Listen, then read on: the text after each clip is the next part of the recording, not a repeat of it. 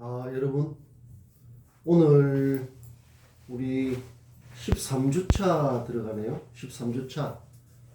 13주차 첫 번째, 13주차 첫 번째 성장의 마디를 올리는 시간, 그리고 성장의 디딤돌을 올리는 시간이다.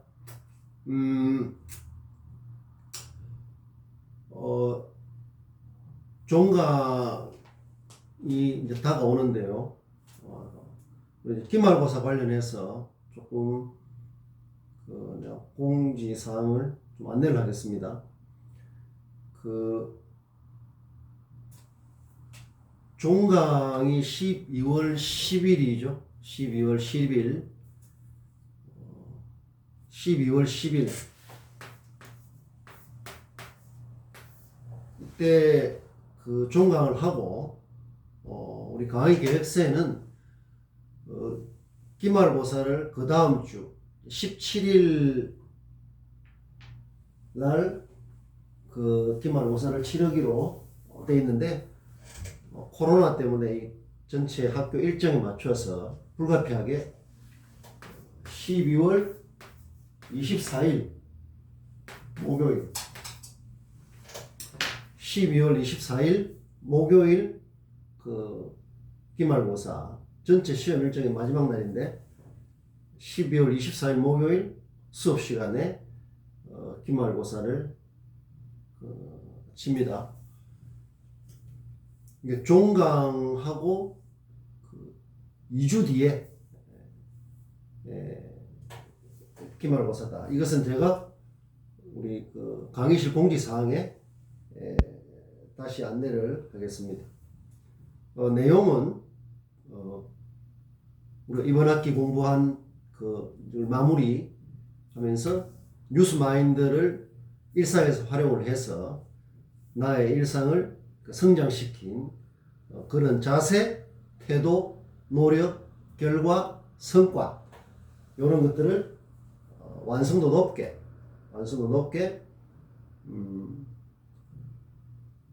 담아내는 것이다. 자기의 스토리가 되도록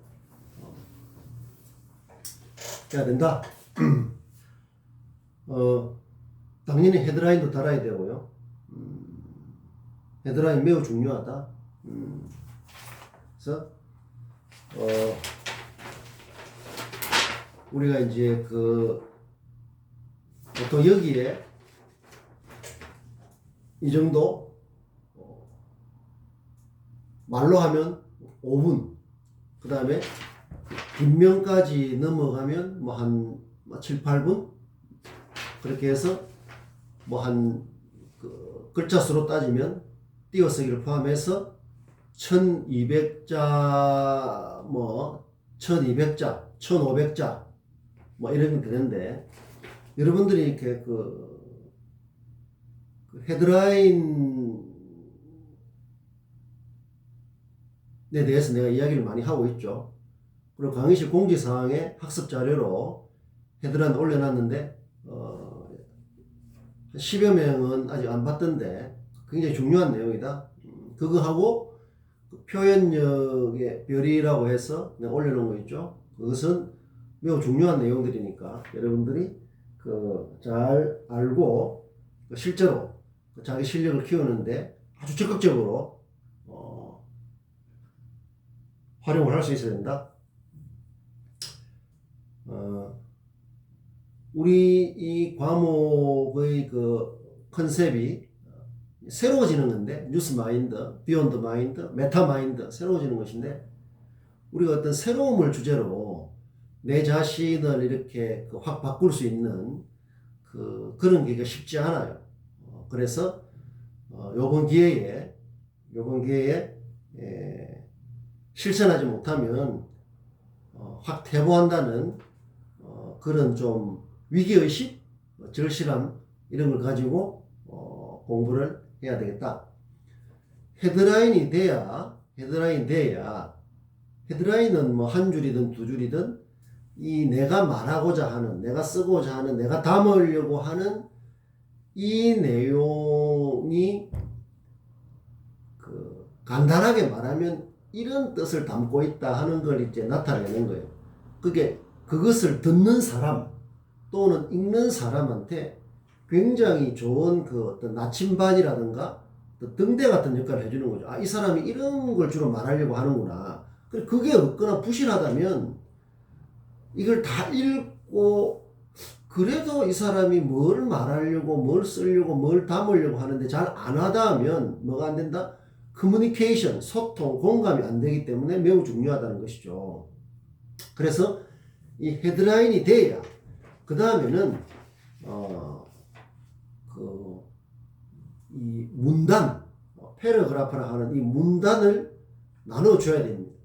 그래야 또 보기 쉽고 읽기 쉽고 이해하기가 쉬워요. 여러분들 문단 나누기가 잘 안 되는 이유는 그냥 막 하는 이런 그 옛날 그 이 악습, 좋지 못한 습관 때문에 그렇다.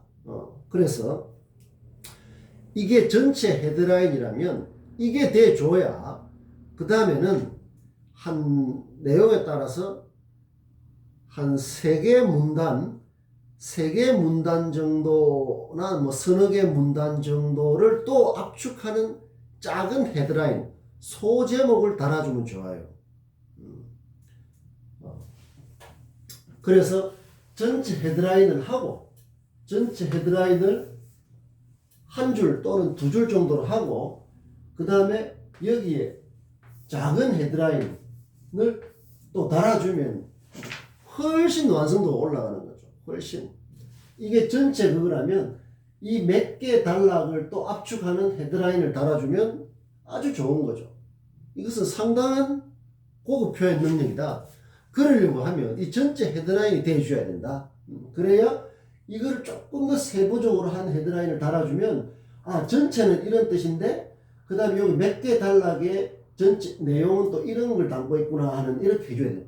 그래서 요 정도 분량 같으면은 소제목을 한 2개 정도, 만약 뒤에까지 넘어간다면 소제목을 하나 들면 3개 정도, 요 정도 같으면 이렇게 해주면은 기본적으로 이 그 내용의 완성도가 매우 높아지는 거다. 그래서 이 헤드라인만 이게 보면 아, 이 내용이 담고 있는 전체적인 의미가 뭐냐는 게 바로 와닿는 거죠. 그러면은 이걸 읽는 사람이 읽는 사람이 훨씬 그 이 내용에 대해서 몰입을 할 수 있는 그런 어떤 그 계기가 되는 거예요. 다이 같은 게 되는 거죠. 헤드라인이라는 게. 그래서 메인 헤드라인, 그 다음에 작은 헤드라인, 요런 걸, 이번 기말고사 때도 한번 시도를 해보고, 그걸 습관을 들여서 계속 그렇게 할 수 있도록 모든 표현에 있어서 그렇게 해줘야 된다.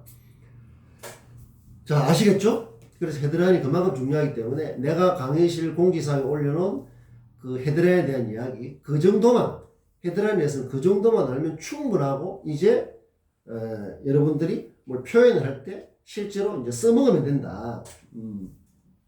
아주 중요하다. 자, 최근에,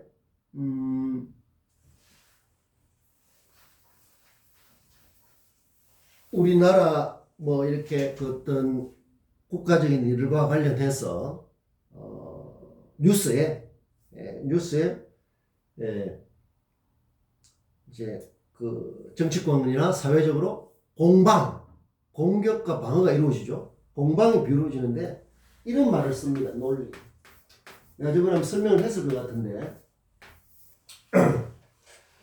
여러분들 이 논리라는 말,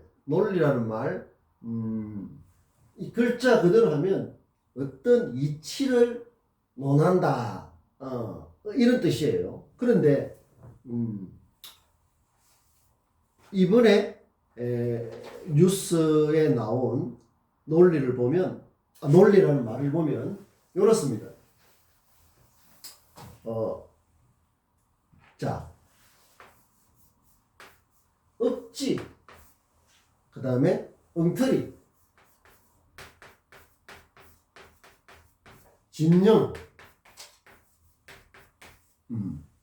그 다음에 억지, 엉터리, 진영, 그 다음에 회계, 해괴한. 요 다음에 다 붙는 게 논리 이렇게 되어 있습니다. 당신의 그런 주장은 억지 논리다. 여당의, 야당의 또 어떤 뭐 그룹, 어떤 쪽 분야의 논리는 억지 논리다, 엉터리 논리다, 진영 논리다. 진영 논리라는 것은 보수 진영, 뭐 진보 진영, 중도 진영 이렇게 뭐 어떤 이념적인 그런 걸 할 때 진영 논리다, 해괴한 논리다. 요런 그 다음에 또 정치 논리다. 여러분들 정치라는 말은 굉장히 좋은 말이죠. 정치라고 하는 이 정자는 바르게 한다 이런 뜻이잖아요. 정이라는 것은 바르게 한다 이런 뜻이다. 행정학가 있죠. 행정은 바르게 되도록 실천하는 게 행정이, 바르게 되도록 세상이 바르게 되도록 하는 게 정치, 행정이다. 그래 따지면 대학의 행정학과뿐만 아니라 어떻게 보면은 여러분들이 모든 그 전공은 결국 세상이 나쁘게 되도록 하려고 전공이 있는 건 아니지 않습니까? 세상이 바르게 되도록 필요한 모든 분야이기 때문에 여러분들이 지금 속해 있는 학과, 전공은 어떤 전공 학과라 하더라도 전부 다 행정이요, 정치예요. 바르게 되도록 치락하는 것은 우리가 보통 다스린다 이런 뜻이지만 뭐가 잘 되도록 북돋운다, 뭐가 활발해지도록 왕성해지도록 한다 이런 뜻이에요.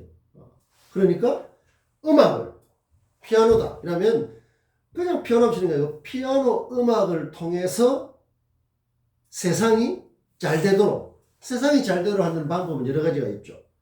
제도 이런 것도 필요하지만 사람의 심성이 바르게 돼야 됩니다. 아무리 제도 법이 잘 돼 있어도 사람의 심성이 나쁘면은 그게 제대로 될 수가 없다. 그런 뜻에서 음악도 굉장히 중요한 정치 행위, 행정 행위가 되는 것이죠. 관광 관련 뭐 이공계, 관광도 사람들이 나쁜 걸 보러 가는 게 아니지 않습니까? 좋은 걸, 빛나는 걸 본다는 것은 그런 걸 통해서 내 마음, 내 자신의 어떤 그런 태도, 그다음 이런 우리 사람들이 살아온 역사 이런 데 대한 바른 어떤 마음을 갖기 위해서 보는 거지. 뭐 도둑질 하려고 그 어떤 예를 들면 어떤 그 관광지에 가는 건 아니다. 그래서 관광 관련 학과나 전공도 행정, 그 다음에 정치를 위한 정치가 되는 거죠. 행정이 되고. 그럼에도 우리 사회에는 이 정치라는 말이 부정적으로 쓰는 경우가 굉장히 많습니다. 정치적이다 이러면은 뭔가 그건 아주 잘못 쓰이고 있는 거죠. 정치라는 이름 자체가 잘못 쓰이고 있는 거예요. 그 사람 그것은 매우 정치적인 거 아니냐. 그래서 정치 논리라는 게 너무나 좋은 것에도 불구하고 우리나라에서 쓰이는 대중적으로 쓰이는 보면 정치 논리라고 하면 뭔가 공정하고 타당하고 이런 뜻이라기보다는 뭔가 어떤 좀 그 잘못된 의도를 가지고 자기 편을 위한 어떤 자기 편에 도움이 되도록 유리하도록 뭔가 하는 이런 걸 뭐 정치적이다, 뭐 정치 논리다 이렇게 말하는 건 그 자체가 잘못된, 그 말을 잘못 쓰고 있는 거예요. 행정이라든가 정치를 실천하는 게 행정인데 그 말은 너무나 중요하고 좋은 말이죠. 근데 이게 우리 사회에서 굉장히 왜곡되고 좁고 잘못 쓰고 있는 경우다. 어쨌든 해결하는 말, 해락하는 것은 굉장히 놀랍다, 나쁜 뜻으로 놀랍다 이런 뜻이죠. 괴는 괴상하다 이런 뜻이죠. 그러니까 아주 괴상해가지고 막 잘못 이렇게 놀라게 하는 그런 걸 해괴망측하다 이런 말이 있죠. 그래서 억지 논리, 엉터리 논리, 진영 논리, 해괴한 논리, 정치 논리, 이것은 이 논리라는 말이 전부 다 좀 부정적으로, 이 수식하는 게 전부 다 부정적인 의미죠. 억지 논리다. 당신들의 그 말은 억지 논리다. 엉터리 논리다. 진영 논리다. 해괴한 논리다. 이렇게 쓰는 논리 앞에 이런 게 붙을 수가 있는 거예요. 억지 논리다. 그 다음에 또 흑백 논리라는 말 들어봤죠? 흑백 논리. 흑백. 이거 아니면 저거. 흑백 논리. 그 다음에 또 많이 쓰는 게 극단 논리.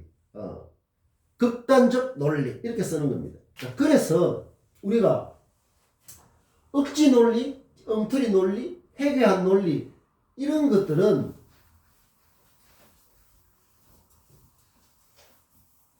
한마디로 말하면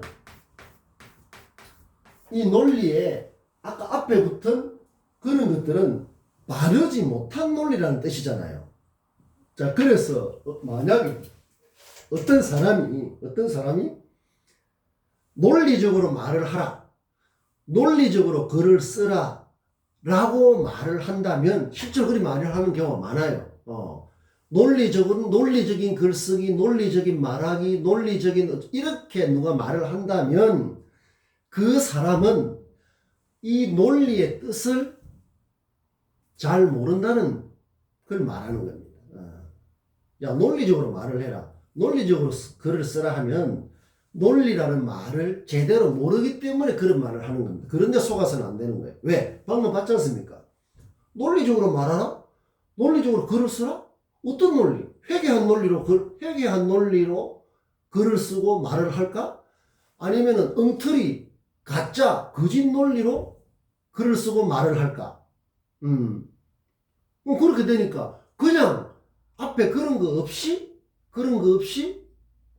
그냥 논리적으로 말을 하라, 논리적으로 글을 쓰라라고 말을 하면 그것은 잘못 말하는 거라니까. 매우 중요합니다. 요 리라는 것은, 이치라는 것은 저번에 한번 이야기를 했나요? 인정, 그 다음에 도리, 순리, 정리, 법리 이런 쭉 그 이자가 들어가는 게 있죠. 이치, 세상의 바른 모습. 그러니까 이 논리 앞에 되어 있는 것은 잘못된 논리도 있고 굉장히 바람직하고 좋은 논리도 있기 때문에 어떻게 말을 해라, 어떻게 글을 쓰라 할 때는 예를 들면 정리에 맞게 글을 쓰라 하면은 말이 돼요. 정리에 맞는 논리, 이런 거는 긍정적이고 바람직하죠.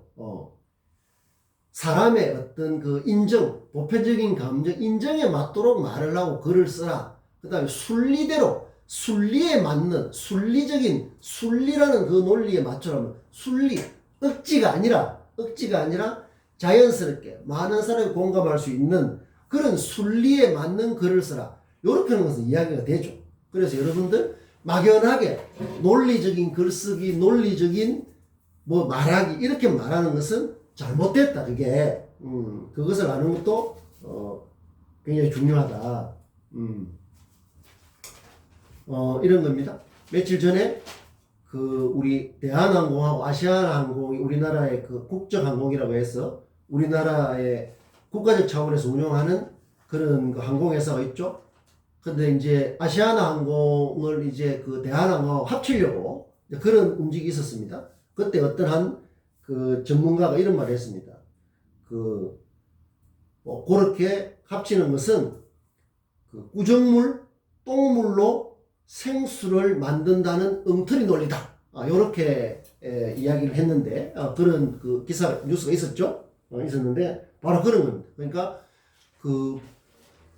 좀 말이 지나치지만 구정물, 똥물로 생수, 우리가 마시는 생수를 만든다는 엉터리 논리다. 엉터리 논리. 우리가 뭘 할 때 엉터리 논리로 말을 하거나 글을 써서는 안 되잖아요. 그러니까 그냥 논리적으로 글을 쓰라, 논리적으로 말을 하라고 누가 말을 한다면 그 말은 매우 이 논리라는 뜻을 모르는 부적절한 그런 거다. 여러분들이 이제 평생 뭘 표현을 하면서 살아야 되는데 그 표현할 때 그냥 논리적으로 표현해야지 하면 그건 정확하지 않다. 그걸 잘 알아야 된다. 표현하고 했는데 그게 엉터리, 가짜, 부실, 해괴한 논리가 될 수가 있거든요. 그런 것들 잘 알고 건전하고 긍정적이고 바르고 새롭고 이런 논리가 좋은 논리겠죠. 그런 거를 여러분들 잘 알아야 된다.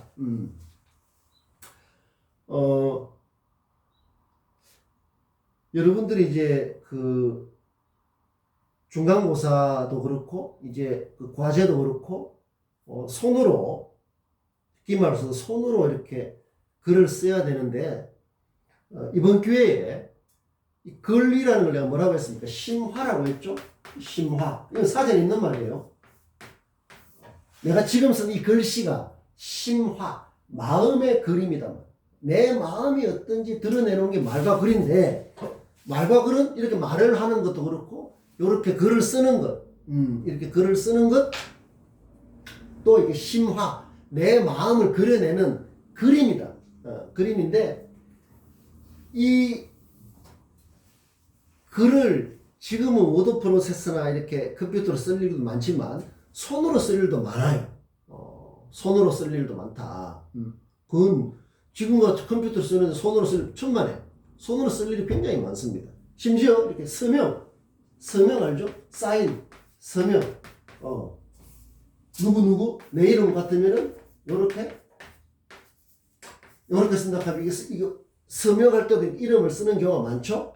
어쨌든 이 글을 쓸 때 여러분들이 그 글씨를 아주 이 명필을 쓰라는 게 아니에요. 근데 상대방이 못 알아먹을 정도로 그 글씨를 쓴다면은 그것은 굉장히 자기한테 마이너스다. 마이너스다. 우리가 종이를 한 장 주고 뭘 이렇게 쓰게 하거나 이렇게 할 기회가 반드시 생기는데 이 글씨에 대해서 내가 잠깐 더 이렇게 상당히 많은 학생들이 자세히 보면 좋은 내용임에도 불구하고 그 글씨에서 받는 그 인상, 그걸 뭐라고 했습니까? 그것도 표정이다, 표정. 여러분들이 표정이라고 하는 것은 요 표라고 하는 것은 뭘 드러낸다, 나타낸다 이런 뜻이라고 했죠. 이 정은 우리 보통 감정할 때 쓰는 이 감정, 이 정이라고 하는 것은 사실 그대로 진실, 참모습, 있는 그 모습을 말하는 겁니다. 그 표정이라고 하는 것은 나의 어떤 실제로 내한테 있는 어떤 모습이 드러나는 건데 그 드러나는 방식이 여러 가지다. 말로 나타낼 수도 있고 눈빛으로 나타낼 수도 있고 글씨에서도 나타낼 수 있는데 자 그래서 이 글씨를 보면 그 사람의 표정이 잘 나타나는 거죠. 표정이. 그냥 허겁지겁 급하게 뭘 했구나. 안 그러면은 자기를 잘 돌아보면서 잘 이렇게 되새기면서 끄집어내서 표현하는 것은 이런 이 짧은 이런 종이에 담긴 짧은 내용만 보면은 상당히 많이 드러나는 겁니다. 그래서 여러분들 이제 이번 학기 공부의 목표 중에 하나인데 과제와 기말고사가 남았지 않습니까? 과제할 때도 그렇고 기말고사 할 때도 그렇고 평소에 여러분들이 쓰고 그 글씨를 쓸 때 그냥 이렇게 종이 위에 쓰든 뭡니까? 여기 가면 태블릿 PC 같은 그런 데 쓰든 요즘은 거기다 필기도 많이 하죠. 어쨌든 뭔가 이게 손으로 이렇게 쓰든 뭐 기기가 쓰든 이제 여러분들이 쓰는 글씨 특히 자기 이름부터 그다음 숫자 하나부터 문장부호 내가 한번 강조했죠. 그런 것부터 달라져야 된다. 그냥 옛날에 내 글씨는 이런데 천만에 그것은 지극히 자기 위주의 편했던 자세예요. 자 그래서 내가 소개해 줄게. 요런 말이 있어요. 필적학. 필적학. 필적이라는 것은 글을 쓴 흔적이에요. 글씨, 남긴 글씨라면 그것을 연구하는 분야 이런 뜻인데 필적학이라고 있습니다. 필적학에 여러분들 내가 간단하게 소개할 테니까 좀 더 정보가 필요하면 이 사람을 검색을 해보면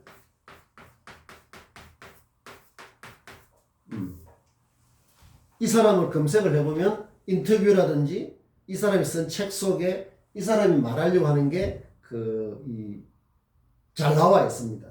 결론은 뭔가 하면 그 글씨에 그 사람의 성격, 그 사람의 어떤 자세, 그 사람의 어떤 가치관, 그 사람의 어떤 성품 이런 게 잘 나타난다는 게 핵심이에요. 그리고 나아가서 이 사람은 좀 성공적인 삶을 살겠다 아니면 정반대의 삶을 살겠다 이런 것까지 어떤 내다볼 정도로 하는 우리나라에서는 필적학 분야 1호라고 1호인데 1호 이쪽 분야에서는 가장 그 권위자다. 이 사람을 검색을 해서 읽어보면 그 상당히 많은 글씨에 대한 많은 걸 알 수가 있는데 왜 그래 되는가 하면 요게 소개한 이 사람은 지금 변호사인데요.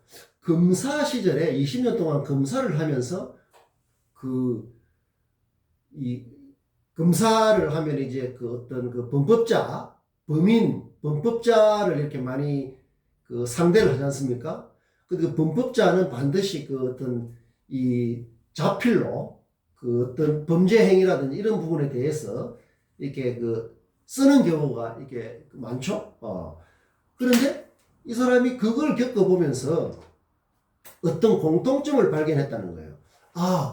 범죄자, 특히 어떤 그 뭐 살인 강도 같은 강력 범죄자 이런 사람의 글씨에 어떤 공통점이 있다는 거예요. 그 경험칙이라고 하는데 그 경험칙은 굉장히 중요하죠.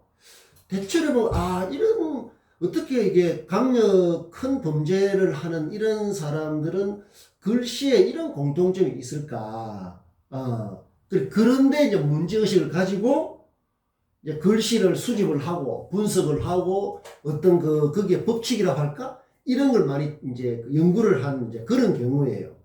그래서 독립운동가의 글씨, 그 다음 매국노의 글씨, 뭐 이런 것들을 많이 연구를 했다. 그리고 이제 기업인의 어떤 글씨, 뭐 이런 것들 굉장히 나는 좀 내 개인적으로 그렇지만은 요런 사람의 어떤 필적학이나 이런 걸 보면서 나의 글씨를 더 돌아보게 됐죠. 나는 글씨를 좀 이게 또박또박 쓰려고 하는데, 이런 글씨 보이죠? 이런 글씨 또박또박 쓰려고 하는데,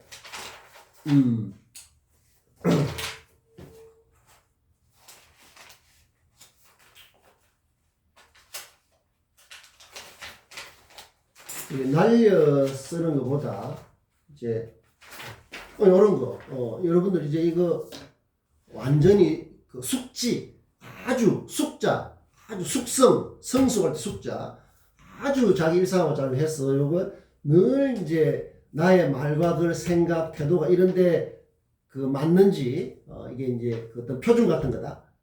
요거도 이제 글씨를 내 글씨인데 그냥 좀 그냥 또박또박 쓰려고 하는 거죠. 이거 뭐 글씨를 잘 쓰겠다 이거보다는 또박또박 써야 여러분들이 잘 알아보지 않습니까? 근데 내가 만약 예를 들어 가지고 뭐 강거 목장을 그냥 또박또박 강거 목장 또박또박 써야 되는데 만약에 강을 요렇게 쓴다고 생각을 해보십시오. 이거 알아보겠습니까? 나는 알아보죠. 내가 늘 쓰는 글이니까. 다른 사람이 봤을 때는 이게 이걸 목자로 보겠습니까? 이걸 장자 같기도 하고 랑자 같기도 하고 이거는 강자 같기도 하고 이렇게 되잖아요. 이런 혼돈이라든가 이런 걸 막기 위해서 그냥 또박또박 쓰는 거예요. 또박또박 자꾸 쓰다 보니까 요거는 기업 받침을 요래 하는 것보다 요래 하는 게 낫다. 그 다음에 시옷 같은 경우에도 그냥 보통 이렇게 쓰는데 요렇게 써보기도 하고 뭐 요렇게 써보기도 하고 자꾸 이제 좀 어떤 그게 생기는 거죠. 좀 더 보기 좋게. 어쨌든 이거 내가 쓰는 것은 여러분들한테 또박또박 쓰는 게 제일 좋은 거죠. 알아먹어야 되니까. 밑에 정도 못 알아보면 안 되지 않습니까? 그래 하는데 이분이 해보니까 이 글자 꼴 사이가 이게 너무 좁으면 안 좋다. 이런 것부터 여러 가지 그런 게 있어요. 그거는 여러분들이 한번 검색을 해보면 나오는데, 특히 이제 기업인 중에서 부자, 부자, 현대그룹을 그 창업한 정주영, 여러분 이런 그 또 글씨도 분석을 하고 했기 때문에 굉장히 좀 그 필요하죠, 현실적으로. 그래서 이런 게 미음을 예를 쓰는데, 여러분들 그 자기 이름도 이래 보면 내가 이게 그 잘 못 알아볼 정도 자기 이름을 막 너무 날려 써가지고 못 알아볼 학번을 봐야, 학번도 1, 2, 3, 4 이렇게 좀 5, 그 다음에 8, 9 이렇게 그 숫자도 또박또박 써야 되는데, 여러분들 그 숫자를 쓰고 할 기회는 많았습니까? 그런데 5, 9, 이렇게 2 이런 식으로 쓰는 경우가 꽤 있어요. 이것은 무례한 거죠. 동적사례라는 말이잖아. 동적사례. 내가 움직일 때마다 이게 즉 내 자신을 그 가지런하게 잘 보여주는가 하는 게 동적사례라고 했습니다. 동적사례 있죠. 동적사례. 그 움직임이라는 것은 이 글자를 표현되는 건 많아요. 숫자든 글자든 글자로 표현된 것 자체가 동이다. 동. 또 움직임을 말하는 것이죠. 그래서 이렇게 쓰는 게 굉장히 무성의할 뿐만 아니라 못 알아보니까. 그래서 어떤 학생을 보면 이름도 못 알아보고 학번도 잘 못 알아보고, 그래서 학과 보고 이름 비슷한 거 찾아가지고 하는 이런 불편함을 상대방한테 준다는 거죠. 그럼 굉장히 자기 자신을 드러내는 게 무성의한 게 되는 겁니다. 그래서 또박또박 써야 된다. 그래서 나아가서 글씨체를 바꾸면 인생이 바뀐다는, 삶이 바뀐다는 게 이 필자각자, 이 사람의 아주 그 자기가 수십 년 동안 해온 그런 경험, 이런 거는 우리가 굉장히 빨리 좀 참고를 할 필요가 있겠죠. 그래서 이 미음이라는 것, 미음인데, 우리 옛날에 정주영 여러분들 잘 모르겠지만 그 현대그룹을 창업한 분이에요. 그런 사람을 보면 이 미음 있지 않습니까? 나는 내 같으면 이랬어요. 또박또박. 그런데 미음을 보통 이렇게 쓰기가 쉬워. 이런 식으로 쓰기가 쉬운데, 이분의 따르면, 부자들의 공통점이 뭐냐? 부자들. 그러니까 이제 부자라는 게 물론 우리가 좀 여러 가지 의미가 있지만, 여기서는 이제 기업을 일구어서 성공적으로 일군 이제 그런 사람을 이제 주로 이제 가리키는데, 이 미음자, 이 미음의 특징이 이렇게 해서 오른쪽으로 이렇게 좀 휘어지고 여기에 딱 정확하게 이렇게 딱 미음의 끝을 확실하게 이렇게 붙이는 이런 공통점이 있대요. 그래서 우리가 어차피 글을 쓰는데 보기에도 너무 딱딱한 것보다는 보통 이렇게 좀 휘어지기 쉽죠. 이렇게 너무 딱딱딱딱 이렇게 하는 것보다는 이렇게 하면 제일 그냥 무난하지만, 특징이 이렇게 휘어지고 끝은 이렇게 되는 이런 미음의 공통점이 있다. 그러니까 이쪽은 좀 둥글고 이쪽은 딱 마무리를 완전히 딱 깔끔하게 잘 하는 이런 공통점이 있다면, 우리가 어차피 글을 쓰는데 이렇게 또박또박을 쓰는 건 좋지만은, 공통적으로 이렇게 오랫동안 연구해온 사람이 봤을 때 요렇게 하는 게 부자들의 미음을 쓰는데 가장 공통적으로 나타내는 어떤 그거들을 하면, 우리가 어차피 글을 쓰는데 요런 걸 참고로 하면 나쁠 게 하나도 없는 거죠.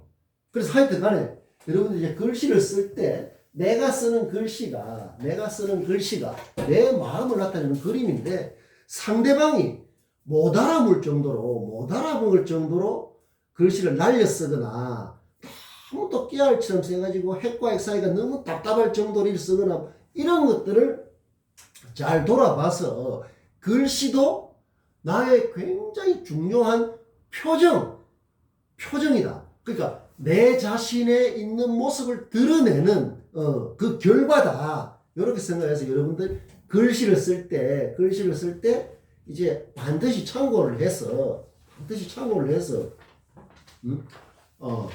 우리가 헤드라인을 달고 또 소제목을 달고 문단을 나누고 하는 것도 중요하지만, 그다음 문장 보호를 바르게 쓰고 이렇게 하면 중요하지만, 글씨 자체가, 글씨를 잘 쓰는 것은 누구나 할 수가 없는 거예요. 글씨를 잘 쓴다는 것은 그거는 쉽지 않아요. 그러나 글씨를 또박또박 써서 상대방이 이게 무슨, 이게 뭔지 리얼인지 모를 정도로 이렇게 혼란을 중도를 하는 것은 무례한 행동이라고 하는 거예요.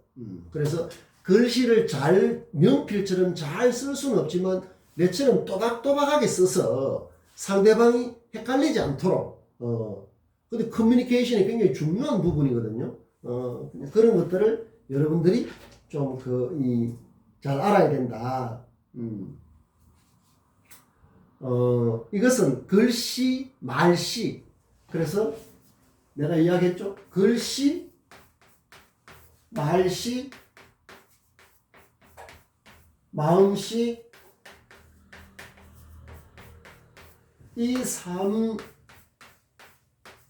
삼씨의 솜씨를 높이자. 이 전부 다 이제 우리나라 우리나라 말이죠. 그러니까 그 순우리말이죠. 글씨, 말씨, 마음씨, 솜씨, 이 삼씨의 수준을 높이자 하는 것은 그 대인의 자세다. 대인의 자세. 상대방이 알아먹지도 못할 정도로 숫자나 글씨를 쓰는데 말을 해도 상대방이 못 알아먹을 수가 있단 말이야. 그래서 우리가 헤드라인 마인드를 키우고 뉴스 마인드를 키우고 그것을 메시지 디자인을, 이게 다 디자인의 문제예요. 디자인을 잘 해서 하는 것은 성신의 자세다. 성신. 내 자신을 정성스럽게 하는 성신의 자세. 성신. 결국 이거죠. 성신의 자세 아무나 못하는 거죠. 대인으로서는 가능하다. 대인으로서. 대인. 요런 것들을 자기 자신이 어떤 상태인지 잘 돌아보면서 바꿔나가는 그게 내 자신에게서 일어날 수 있는 혁명적인 어떤 모습이에요. 혁명.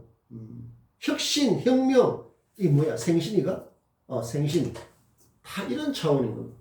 굉장히 정성껏 해서 상대방한테 그런 것들이 잘 전달되도록 우리가 보통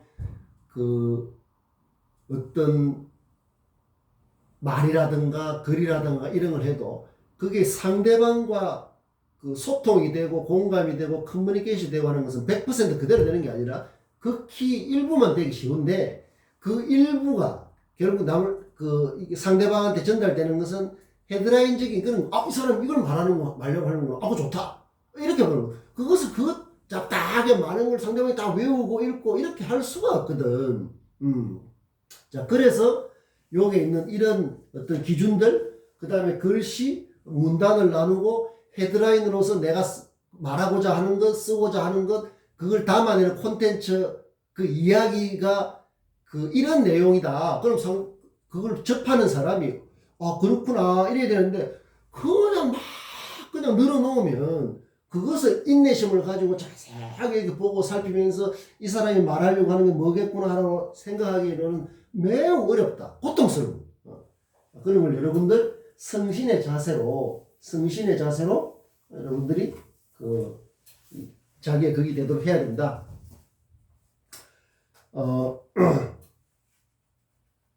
자, 여러분들 이거 하기 전에 우리가 이제 대중매체 뉴스에 민감해야 된다 이런 뜻을 해야 되는데 여러분들이 부캐라는 말 압니까? 부캐? 우리 이제 보통 부캐라고 하면 이제 결혼식 할 때 신부가 들고 있는 꽃다발을 부캐라고 하잖아요. 부캐. 그거는 이 캐자가 아니고 요 캐자죠. 부캐 해가지고 이거는 프랑스 말이죠. 부캐, 꽃다발, 한 묶음, 이런 거. 그거는 부캐예요. 부캐. 그거는 이제 꽃다발은 부캐다. 안쪽으로 이렇게 쓰고 요 위에 부캐는 우리가 이제 창의력을 말하려고 하면 현실과 동떨어져서는 안 돼요. 우리가 지금 살고 있는 세상이 어떤 세상이고 앞으로 어떻게 어떤 세상이 될 것이다 하는 걸 이제 현실을 알아야 되는 거야. 근데 이제 그런 게 부족하면 이게 막연하게 뭐 이렇게 그건 창의라고 그 생각이 비록 어떤 생각이 새롭다 하더라도 현실과 너무 동떨어지면 그 새로움은 가치가 떨어진다. 그래서 우리가 현실을 알아야 돼. 현실을 알아야 지금 그 현실에 맞는 현실과 동떨어진 사람, 현실과 동떨어진 말과 그걸 뭐 우언이라고 했죠. 우언, 우인. 결국 그건 비문인데 우락하는 것은 이 우락하는 것은 이렇게 씁니다. 이 우라는 것은 현실과 동떨어졌다 이런 뜻이에요. 그 현실과 동떨어진 말과 글을 하면 그건 커뮤니케이션이 안 되는 거지. 중요한 건 커뮤니케이션이 안 된다. 커뮤니케이션이 안 되면 소통과 공감이 안 돼. 그래서 현실을 아는 게 굉장히 중요하다. 그래서 이 부캐라는 것은 지금 쓰는 말이죠. 유행어 같은 건데 유행어도 여러 가지 종류가 있어. 유행어. 유행되는 말이 그냥 반짝 일시적으로 한 유행어로 돼가지고 조금 있다 사라져버리는 이런 유행어가 있지만 어떤 우리가 지금 살아가고 있는 현실을 담아내는 그래서 상당히 유통기간이 긴 그런 유행어도 있단 말이에요. 그런 유행어는 그거는 단순한 유행어가 아니라 현실이 어떻게 됐다 하는 걸 딱 이렇게 압축해서 보여주는 하나의 그런 이 역할을 하는 거죠. 이 부캐라고 하는 것은 부캐릭터라는 뜻이에요. 부캐릭터. 캐릭터라는 것은 그냥 인물, 특징, 성격, 이런 걸 하면, 부라고 하는 것은 이게 우리가 이제 부사관도 있고, 이렇게 부자, 반장, 부반장, 대통령, 부통령 할 때, 이게 부자죠, 이 부. 요 부자는 이제 두 번째라고 이런 뜻이에요. 두 번째 이런 뜻이다. 이게 부가 그러니까 부 캐릭터라는 것은 나의 원래 어떤 직업이라든지 어떤 능력이라든지 또 중심되는 취미라든지 이런 거 말고 그 다음에 또 다른 어떤 그런 게 있다는 거죠. 이것을 부캐라는 것을 영어로는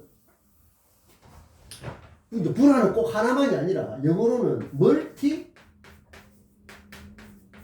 페르소나. 멀티라는 것은 알죠? 여러 개 이런 뜻이죠. 멀티라는 게 부와 같은 뜻이다. 페르소나라는 것은 영어로는 퍼슨 있죠. 퍼슨. 우리가 사람 이런 걸 할 때 이건 이제 페르소나라는 것은 원래 이제 가면이죠. 가면. 근데 이게 멀티 페르소나라는 것은 그러니까 나의 모습이 이제 여러 가지라는 거죠. 이것은 왜 이게 지금 지금의 어떤 유행어라기보다는 지금 현실에 관련해서 이걸 말하는 거 하면 이제 여러분들이 본격적으로 어떤 활동을 해 나갈 이런 시대에는 하나의 캐릭터, 하나의 어떤 페르소나 이런 게 아니라 여러 가지 그런 거를 하게 된다는 그런 세상이 되는 거죠. 그것은 어떤 현실을 반영하는가 하면 그러니까 젊을 때 20대, 30대 때 어떤 기업, 어떤 분야에 취업을 해서 60대에 퇴직을 하는 단조로운 이런 어떤 삶의 어떤 방향 그런 게 이제 대체로 오랫동안 그렇게 해왔거든요. 그렇게 해왔는데 이제는 평생 그게 앞에 말한 게 이제 어떤 평생 직장이란 그러니까 대학을 졸업하고 쭉 어떤 한 분야에 몸담으면 그러니까 이런 단순한 어떤 선이라고 할까? 그러니까 퇴직할 때까지 그냥 그 분야에 한 분야에 있다가 그냥 거기서 이제 퇴직을 하고 그냥 뭐 노후가 되고 뭐 죽고 이런 거라면 지금 세상에서는 지금 우리가 마주하고 있는 이 현실, 그 앞으로는 더더욱 그리 되는 현실에서는 요런 단선 구조가 아니라 상당히 어떤 그 우리가 해야 될 이 어떤 그 어떤 삶의 그 어떤 그 모양이랄까, 살아가는 그 어떤 그 방식이랄까, 어떤 그게 이렇게 상당히 입체적으로 여러 가지로 될 가능성이 높다. 이것은 이제 평생 직장 개념 같은 게 사라지고 하면서 나타난 우리 시대의 지금 시대의 베트남도 마찬가지겠죠. 전 세계적으로 요런 큰 트렌드가 생겼다. 그래서 이제 내 삶은 그냥 이게 없는 하나에 해가지고 여기서 20대 30대 때 시작을 해서 여기서 거의 그냥 뭐 인생 뭐 거의 끝날 때까지 움직일 동안 해오던 이런 단순한 구조가 아니라 내가 이제 여러 가지 방식으로 내 삶을 채워 나가야 된다는 그런 어떤 현실적인 환경이 조성되어 있는 것이죠.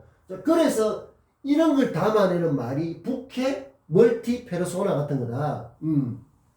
그래서 자 부캐 멀티 페르소나.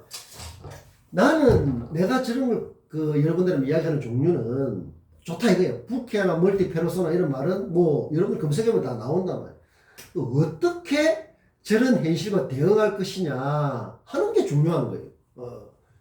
지금 멀티 페르소나 시대다. 부캐를 해서 뭐 자기가 뭐 낮에는 이 분야의 일을 하지만 또 밤에는 이런 분야의 일을 하고 다양하게 뭐 하는 거 이렇게 되는데, 그 중요한 것은 저런 현실이 앞으로 훨씬 다양하게 펼쳐질 것인데, 그 말은 여러분들이 지금은 대학생이지만 곧 사회에서 본격적으로 활동할 때는 저런 세상이 훨씬 빠른 속도로 내가 마주하게 된 현실이 될 텐데 어떻게 해야 되냐 말이야. 자, 그래서 우리가 저런 걸 하려면 이런 공부를 통해서 유연함, 그 다음에 개방성, 이런 걸 통한 새로움,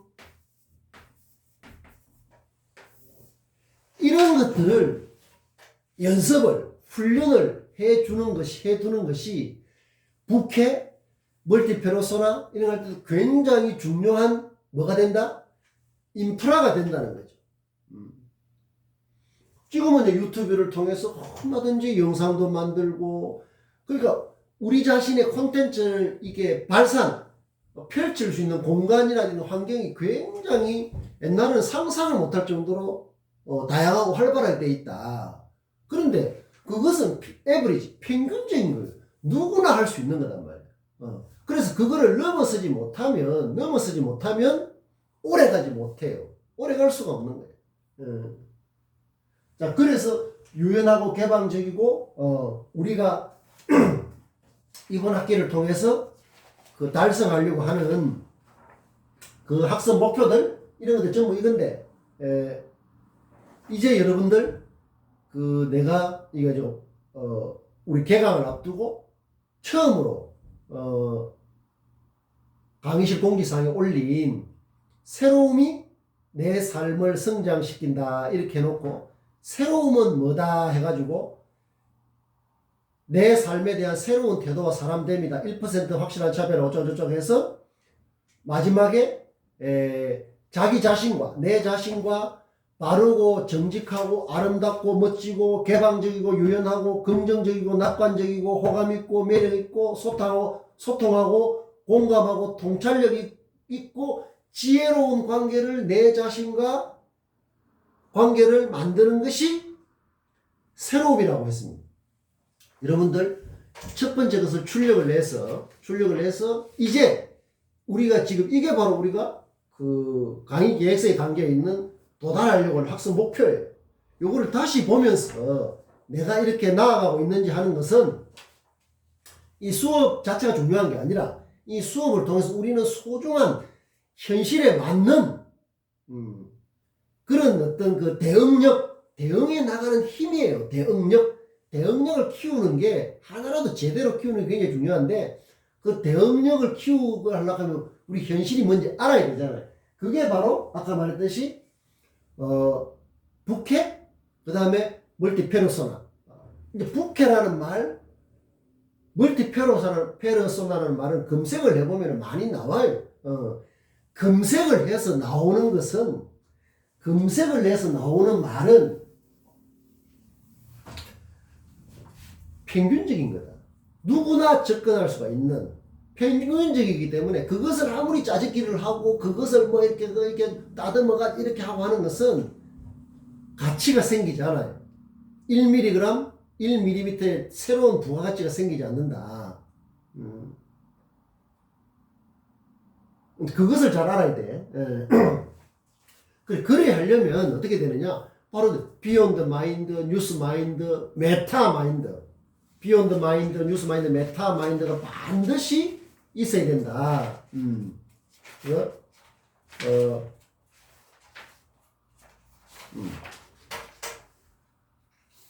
자, 이것은 여기 지금 생신이라고 되어 있나요? 생신?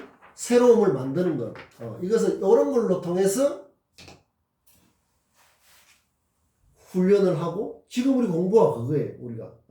그래서 요 첫 번째 올린 걸 다시 이제 보면 이제는 내가 처음에 이렇게 했던 그 말이 처음에는 이게 좀 그냥 좀 막연하게 왜 우리가 잘 안 해왔던 거기 때문에 그래 될 수 있는 겁니다. 그래서 아까 그 글씨라가 필적아이라는 이걸 20년 이상 이 사람이 연구를 했잖아요. 20년 이상. 그러니까 이 사람이 20년 이상 그게 집중해서 경험을 쌓고 그것을 책으로 내고 또 이렇게 뉴스가 되고 이런 걸 보면 상당히 신뢰가 가거든. 마찬가지로 내가 여러분에게 이렇게 하고 새로운 뉴스 마인드, 메타 마인드, 비욘드 마인드 이렇게 하고 하는 것은 그냥 어디 검색에 나온 걸 이런 수업을 위해서 이례적으로 뭐쩌고 저쩌고 하는 그런 게 전혀 아니라 내가 오래 전부터 내 나름 30년 정도 적어도 30년 동안 내가 축적한 그런 걸 여러분에게 여러분과 공유하고 있기 때문에 여러분들은 오랫동안 축적된 이것을 이번 학기 공부를 통해서 빨리 섭취를 해서 나를 압축성장, 자신이 자신을 압축성장할 수 있는 그런 지혜를 가져야 된다. 그게 바로 슬기로운 거예요. 슬기로운 자세는 미련하고 둔하면 안 돼. 저거 진짜 필요하구나. 내 삶을 쓰는 저거 필요하구나. 저 사람이 수십 년 해온 걸 나는 몇 달 동안에 익힐 수 있겠구나. 얼마나 인생을 전략하는 겁니까? 우리가 전략한다는 것이 꼭 뭐 이렇게 무슨 이게 생활용품을 아끼고 하는 것도 전략이지만 좁은 의미고, 전략한다는 것은 내 인생이 낭비되지 않도록 하는 게 전략 중에서 가장 높은 수준의 전략이 되는 거죠. 우리가 물건을 아끼는 게 굉장히 중요합니다. 치약도, 그 다음에 물 함부로 쓰지 않고, 왜 소중한 자원이니까, 물도 좀 적게 틀고, 그 다음에 뭐 다른 게 아낄 게 많잖아요. 그것도 전략이지만, 당연히 그런 걸 해야 돼요. 전기도 불필요하면 끄고 하는 것은, 그건 뭐, 몸에 배야 될 전략이지만, 그것은 좀 좁은 의미의 전략이고, 어떻게 보면은 대인의 전략이라고 할까? 대인의 전략은 단지 그런 걸 아끼고 어떤 검소하게 아끼는데 한정되지 않고, 내 인생이, 내 삶이 불필요한 시행착오를 겪지 않도록, 이렇게 삥 둘러가서 1년, 3년 걸린 이거보다는 길을 제대로 찾으면은 한 달이면 갈 수가 있는 이런 코스, 직선 코스는 당연히 이걸 가야 되겠죠. 그래서 내가 하는 이런 헤드라인이라든가 이런 그 다음에 표현력의 최고 수준의 표현을 위한 어떤 별이라든가 그런 몇 시 30까지 규칙 이런 것들은 짜집기가 아니라 내가 오랫동안 해온 어떤 그런 경험 속에서 내가 시행착오를 겪었던 것들, 그것을 자꾸 이제 좀 해결하고 하는 것들이 지금 우리가 이 공부를 통해서 하는 거기 때문에 나는 그런 걸 해봤지만 여러분들은 이제 그런 데서 시행착오나 시간을 줄여서 그게 바로 전략이다. 전략을 하고 더 대신에 이제 훨씬 부가가치가 높고 새롭고 창의적인 그런 걸 하는데 더 고급스러운 고민을 해줘야 된다. 그게 우리가 대학에서 이런 시대에 대학에서 모여가지고 이 공부를 하는 굉장히 중요한 목적이다. 그게 바로 어떤 공부냐? 그게 대어의 공부다 말이야. 대어의 공부. 대의 공부. 그게 크고 높고 깊은 공부예요. 이 대의 차원에서 공부가 안 되면, 대의 차원에서 공부가 안 되면, 특히 교양은 특히 중요해요. 여러분들 전공 한 목이, 그물코 하나의 목이라고 했잖아요. 그래서 아까 말했던 행정이라든가 정치라는 말도 굉장히 좋은 말이고, 모든 우리의 행정이나 정치의 목적이 이 삶을 바르게 하는 거라면, 우리가 여러분들이 갖고 있는 40개 전공, 50개 전공이 전부 다 정치, 행정, 행위가 돼야 되는 겁니다. 그렇게 아는 것 자체가 벌써 대의 차원, 대의 공부고, 강의 차원, 별의의 차원, 그런 공부예요. 그래, 여러분들, 이제 내가 올려놓은 거, 한두 번 정도 더 올리려고 하는데, 올려놓은 것은 꼭 이 정도만 필요하면 아주 구체적으로 여러분들의 취업이든 창업이든, 창업의 자세로 취업을 해야 돼. 그게 중요한 겁니다.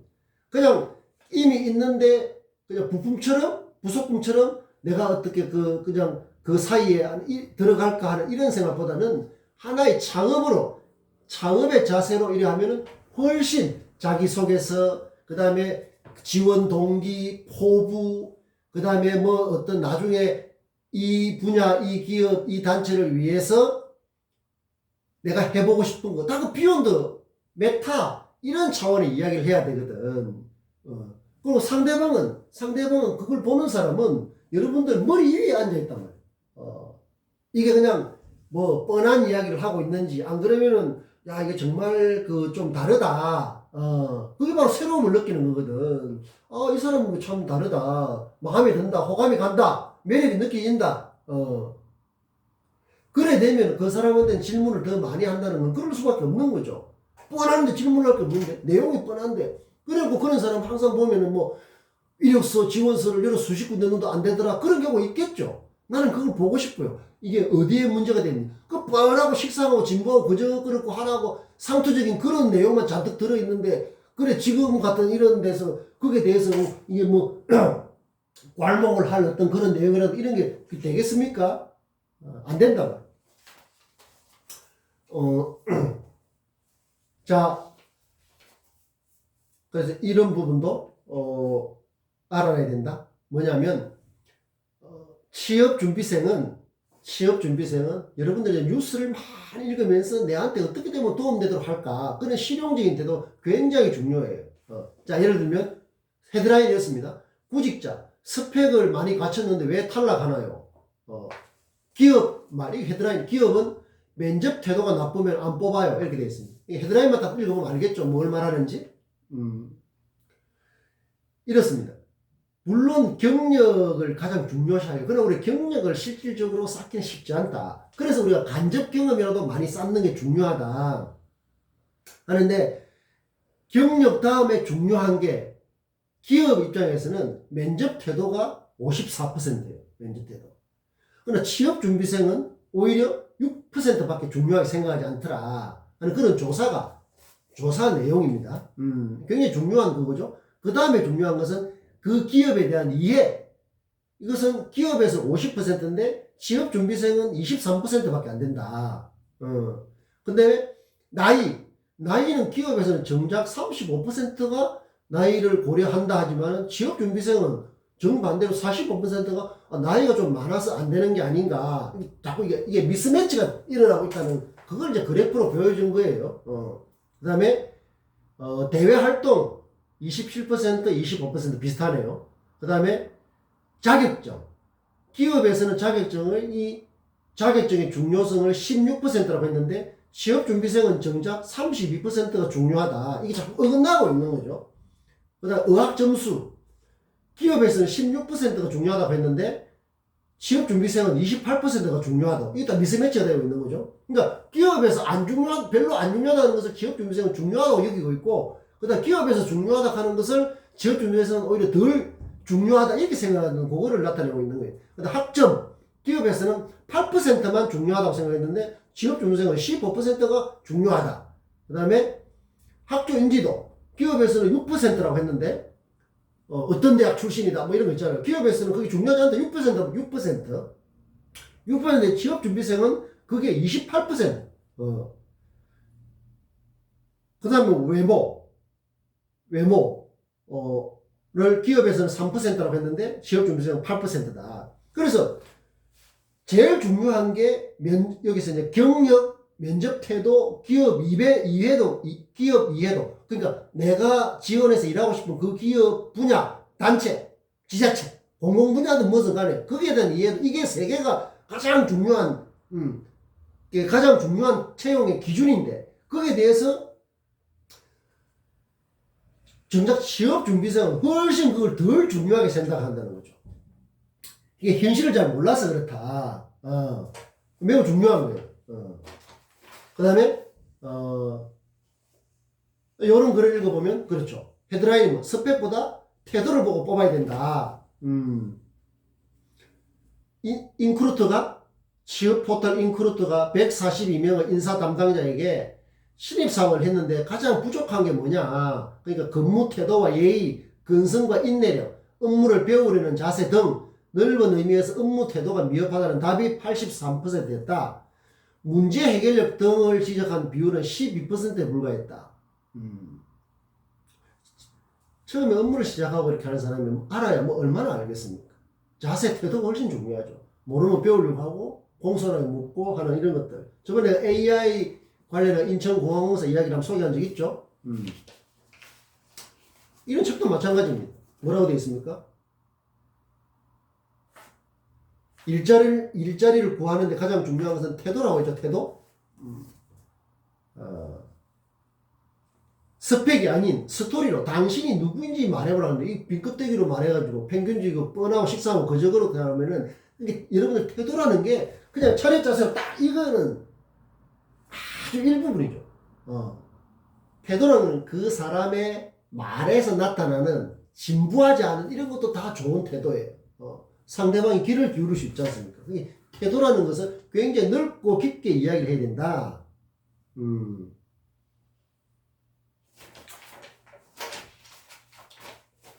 자, 그렇게 하려고 하면은 지금 아까 말했듯이 태도. 이렇다면, 자, 여기 한번 보십시오. 뭐라고 되어 있습니까? 지금이라는 말이 있죠? 지금. 이거랑 맞춰야 되겠네. 자, 지금.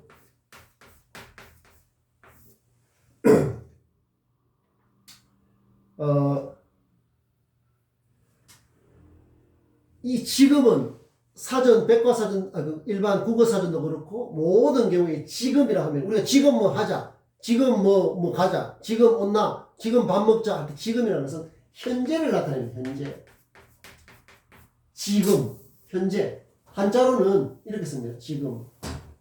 이 지자는 지금. 그냥 이건 현재를 말하는 거예요. 현재. 이것은 진짜 우리가 단지 할 때.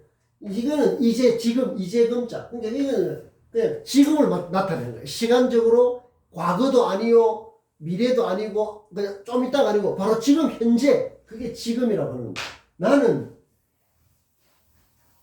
요 말을, 이 지금을, 앞에 그건 당연히 알죠? 그건 뭐 초등학생도 다 알고, 지금 가자, 뭐 지금 놀자, 모르는 사람이 어디 있습니까? 이 지금 할 때 나는 이 지자를 이렇게 씁니다. 이렇게. 이거 사전에 없죠? 지금, 우리의 현실, 지금의 현실, 우리가 마주하고 살아가는 이 현실을 안다, 이런 뜻이에요. 지금의 현재 현실을 안다, 이런 뜻으로서 지금이란 말이에요. 이게 이제 어떻게 되어 있나?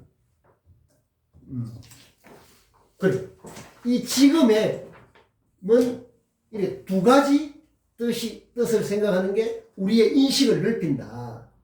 지금 그 평균적인 사전에 나와 있는 누구나 다 아는 현재, 지금과 함께 그 지금의 현실을, 지금의 현재 현실, 과거가 아니라 미래가 아니라 지금 우리가 마주하는 지금 사회 환경, 사회 현실을 안다.